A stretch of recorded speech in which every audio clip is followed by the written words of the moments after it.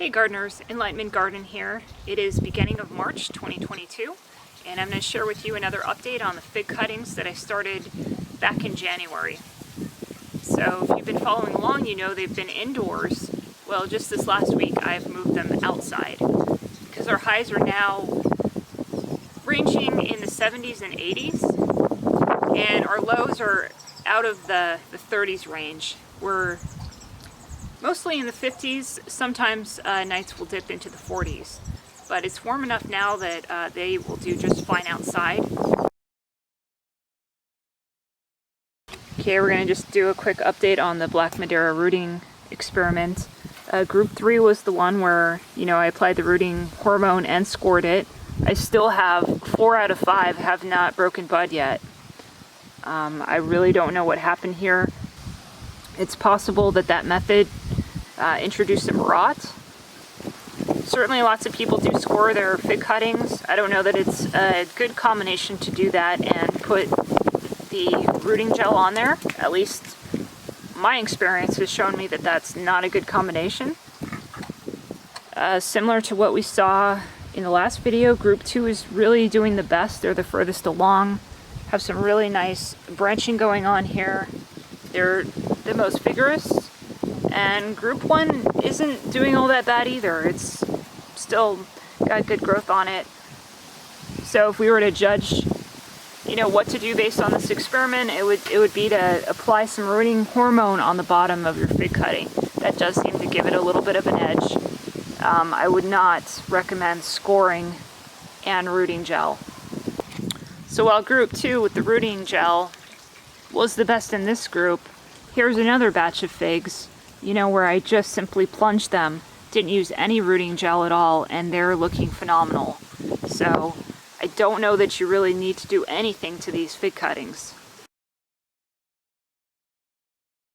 So just a couple points on transitioning. With these cuttings being under artificial light, to go and put them into full direct sun, full direct afternoon sun all day, they could burn quite a bit. It's best to transition them into a full sun type environment. To avoid that direct afternoon sun, you can put them on the east side of your home.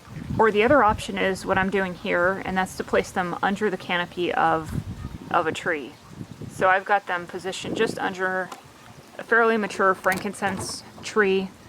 That tree is going to provide filtered light, and it's also going to provide some windbreak to these. So you can see I still have these sitting in plastic containers, in those plastic bins. That allows me to both bottom water if I want to, and it also just keeps the tree pots from falling over. Being that they are quite tall, 9 inches, they have a tendency to fall over, in a gust of wind. So that just helps prevent that. So a lot of you had asked me about water volume, water frequency, going through this series of videos, and I try to share what I could with you on that. Really, my rule of thumb is to go by weight.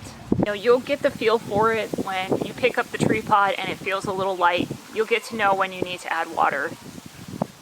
I will say that it's really variable on the cutting. I saw different levels of uptake of moisture depending on how thick the cutting was, how lignified it was, how long the cutting was. So there's a lot of variables. So I would say looking at it by a weight type construct is probably the easiest and most straightforward way to go. But I also wouldn't get too concerned about, what's the ideal moisture level. You don't have to worry as much when you're doing this direct tree pot method with bottom heat as you would with, say, a fig pot method, where you're really locking that moisture in, and so it's really important that you're not oversaturating or undersaturating your media, because you can't really adjust it once you set those up.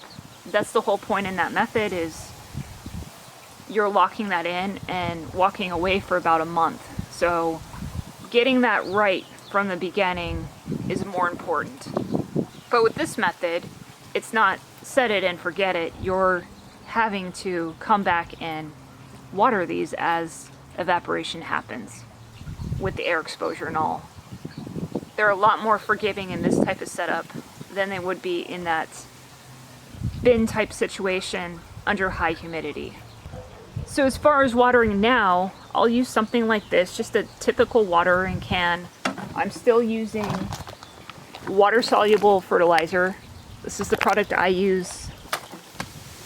Southern AG. Lots of different labels out there for that. Because I'm using city water now to water, I'm adding in a little bit of vitamin C, water-soluble, that helps kill off the chloramines. And I'm worried about killing off chloramines because I don't want chloramines affecting this inoculant. All these fig cuttings should at this point have some root development. You know, some are going to be more substantial than others. And this is a good time to now stimulate more roots. So I'll use a product like this, the Myco Plus. Some people will use this up front, you know, when they start cuttings. Definitely think it's important at this point so that these can really start establishing strong network of roots.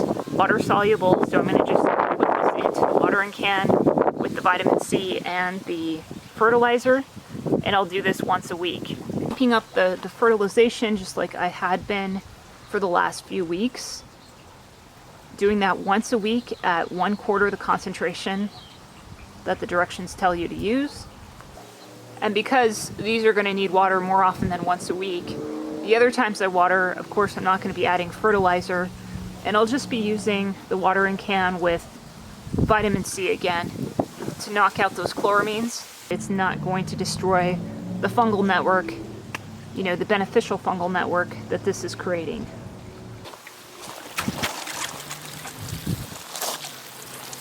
Getting that fertilizer on the leaves is a good thing. You're also, you know, basically giving it a foliar feed as well.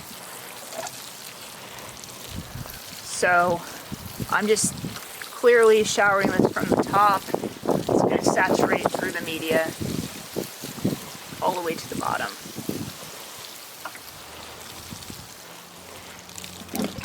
And, you know, just lifting up these containers, I can feel it's at a good weight now.